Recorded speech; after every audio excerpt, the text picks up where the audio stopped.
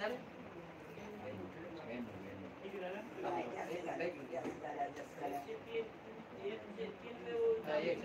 झालं.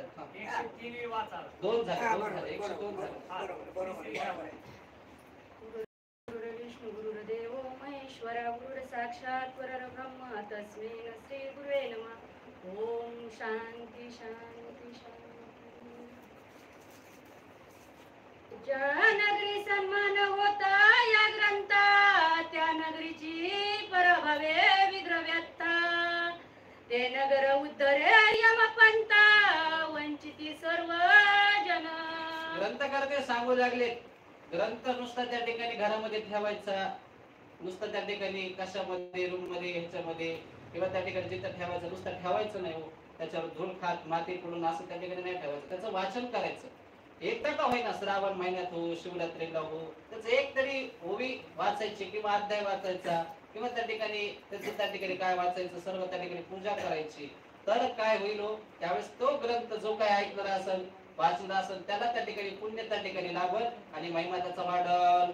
स्वामी म्हणे अगस्ती अवतारी आता किती सांगवा शिनली वैखरी.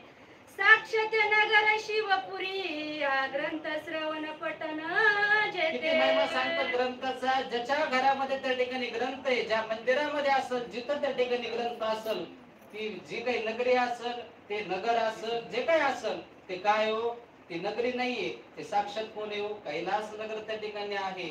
आणि भगवान शंकर त्या व्यक्तीवर कृपा करतात त्या नगरीवर कृपा करतात एवढा महिमा ग्रंथाचा आहे. हे सत्य गाकतिले त्रिनेत्रे मज सांगावे षंडवक्रे. जे बहुश्रुत त्याची मन श्रोते अतृप्त परिसता.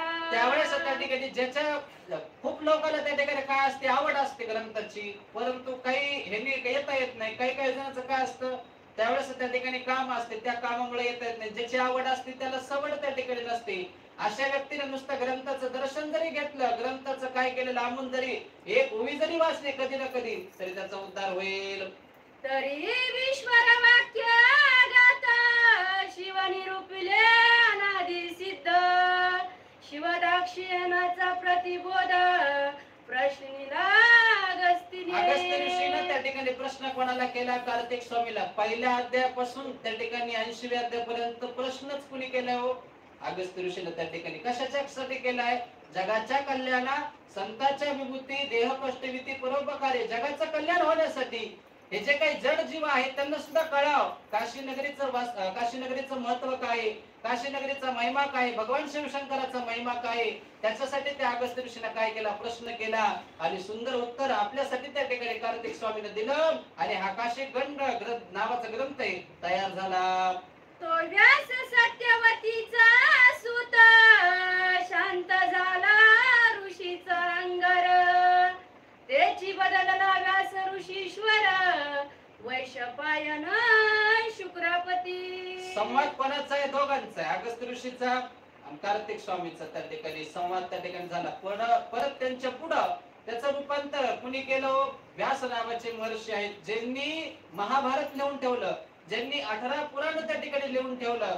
असे कोणी थोर श्रेष्ठ ऋषी व्यास ऋषी आणि त्या व्यास ऋषींचा आणि वैशंपायन नावाचे ऋषी आहेत त्यांचं त्या ठिकाणी काय संवाद आहे. त्यांनी सुद्धा त्या वैशंपायन शिष्याला आपल्याला सांगितलं आणि पुढे त्या व्यासांपासून शिवदास नावा गोमाचे भक्त होते लेखक होते त्यांनी ग्रंथ त्या ठिकाणी लिहिला.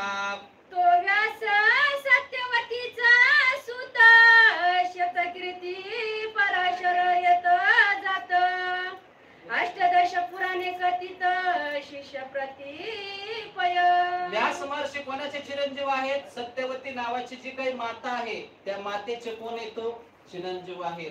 आणि व्यासांचं त्या ठिकाणी वाङ्मय किती श्रेष्ठ आहे किती श्रेष्ठ आहे फार मोठं श्रेष्ठ आहे. त्यांची भाषा सर्व त्या ठिकाणी त्यांनी जर त्या ठिकाणी सर्व काही नसतं केलं तर आपण काय केलं असतं आपल्याला कळालं असतं का महिमा नाही. एवढं त्या ठिकाणी व्यासांचे फार उपकार आपल्यावर आहेत.